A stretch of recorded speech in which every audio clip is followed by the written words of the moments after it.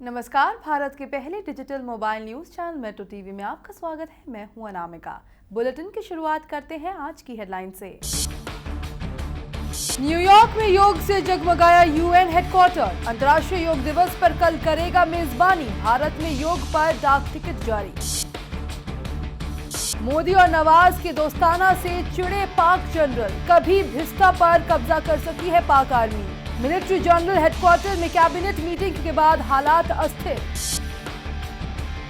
सुब्रमण्यम स्वामी के विवादित बोल। कहा केजरीवाल श्री 420 नजीब जंग कांग्रेस के दलाल। गिरी के समर्थन में बैठे अनशन पर। किराना पर बोले आरएसएस चीफ मोहन भागवत। हिंदुओं के पलायन को रोकना सरकार की जिम्मेवारी।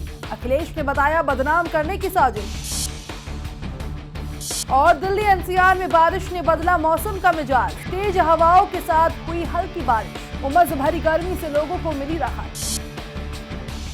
बीजेपी सांसद सुब्रमण्यम स्वामी अपने विवादित बोल के लिए जाने जाते हैं। सुब्रमण्यम आज केजरीवाल के घर के बाहर धरने पर बैठे बीजेपी सांसद महेश गिरी का समर्थन देने के लिए वहां पहुंचे और उन्होंने दिल्ली के सीएम अरविंद केजरीवाल के साथ ही दिल्ली के लेफ्टिनेंट गवर्नर नजीब जंग को लेकर विवादास्पद बयान दिया। सुब्रमण्यम ने भाषा की सीमाओं को तोड़ते हुए केजरीवाल को श्री 420 बताया और उनकी तुलना दिल्ली सल्तनत के दौर शासक मोहम्मद बिन तुगलक से की। इसके साथ ही उन्होंने एलजी नजीब जंग के लिए भी अपशब्द का इस्तेमाल किया और उन्हें नालायक तक कह डाला। साथ ही नजीब जंग को कांग्रेस का दलाल भी करार दिया। उत्तर प्रदेश के कैराना में हिंदुओं के कथित विस्थापन को लेकर जारी विवाद के बीच आरएसएस प्रमुख मोहन भागवत ने कहा कि आज के समय में विस्थापन की खबरें दुखदाई और परेशान करने वाली है। जोधपुर में आयोजित हिंदू साम्राज्य दिनोत्सव कार्यक्रम में बोलते हुए आरएसएस प्रमुख मोहन भागवत ने कहा कि हिंदुओं के पलायन को रोकने की जिम्मेदारी वहां के शासन की है। भागवत ने कहा शासन को चाहिए कि लोगों के मन से निराशा दूर करे और ये बताएं कि ये धरती हमारी है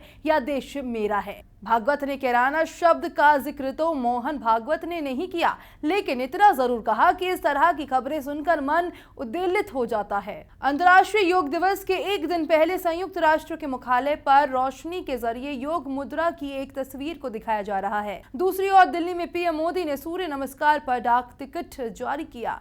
संयुक्त राष्ट्र मंगलवार को दूसरे अंतर्राष्ट्रीय योग दिवस की मेजबानी करने वाला है।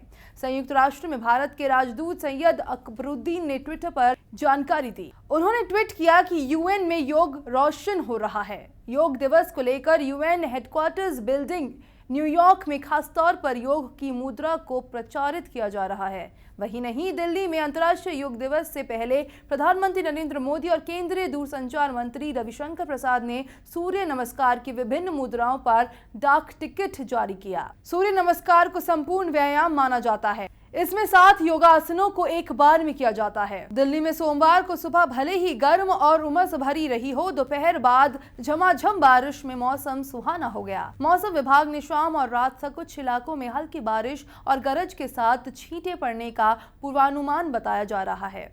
दिल्ली के अधिकतर इलाकों सहित राष्ट्रीय राजधानी क्षेत्र गुड़गांव, मानेसर, ग्रेटर नोएडा, बुलंदशहर, फरीदाबाद, नू, मेरठ, गाजियाबाद और आसपास के इलाकों में गरज और तेज हवाओं के साथ हल्की बारिश हुई। बारिश के बाद तापमान काफी घट गया। अचानक बदले मौसम से दिल्ली वालों के चेहरे पर खुशी लौट आई।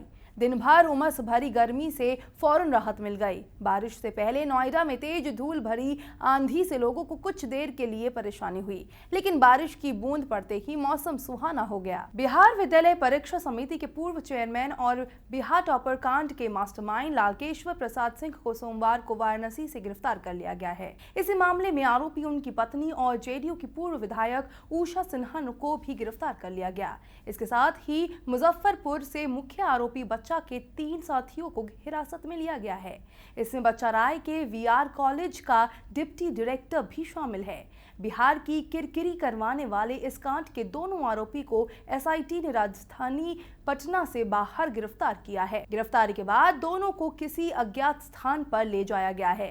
फर्जी टॉपर्स कांड में राज्य सरकार की ओर से दर्ज आपराधिक मामले में दोनों के खिलाफ अरेस्ट वारंट जारी किया गया था। राजस्थान के गृह मंत्री गुलाब चंद कटारिया पूर्व प्रधानमंत्री मनमोहन सिंह के लिए अपशब्दों का प्रयोग कर विवादों में आ गए हैं। रविवार को उन्होंने पूर्व सीएम के लिए अपने 32 मिनट के भाषण में कुल 8 बार अपशब्द का प्रयोग किया। इस बाबत एक वीडियो भी सामने आया है, जिसके बाद कटारिया ने ट्विटर पर खेद जताया। मामला राजस्थान के चूरू जिले का है। कटारिया पार्टी कार्यकर्ता और 6 मंत्रियों के सामने भाषण दे रहे थे।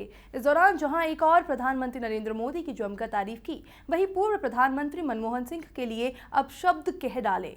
दूसरी ओर राजस्थान के पूर्व मुख्यमंत्री अशोक गहलोत ने अशोभनीय शब्दों को शर्मनाक बताया। उन्होंने सोशल मीडिया पर लिखा, बीजेपी के लोग भाषा की मर्यादा को पूरी तरह भूल चुके हैं। ये लोग सत्ता के मद में बुरी तरह चूर है। यूपी में विधानसभा चुनाव की आहट पाते ही नेताओं के सुर बदलने लगे हैं। बीजेपी भले ही लगातार ये कह रही हो कि वो राम मंदिर को चुनावी मुद्दा नहीं बनाएगी, लेकिन पार्टी सांसद योगी आदित्यनाथ ने यूपी के बस्ती में राम मंदिर को लेकर विवादास्पद बयान दिया है। उन्होंने भड़काऊ अंदाज में कहा कि जब अयोध्या में विवादित ढांचा गिराने से कोई नहीं रोक सका, तो भला मंदिर बनाने से कौन रोकेगा। बीजेपी सांसद यही नहीं रुके, उन्होंने अपने चिरपरिचित अंदाज में भारत रत्न मदर टेरेसा को लेकर भी टिप्पणी की। आदित्यनाथ ने कहा, मदर टेरेसा धर्मांतरण करवाती थी, आज भी सेवा के नाम पर धर्मांतरण जारी है। मुंबई अहमदाबाद के बाद देश की दूसरी बुलेट ट्रेन नई दिल्ली और वाराणसी के बीच चलाई जाएगी। दिल्ली से वाराणसी की 782 किलोमीटर की दूरी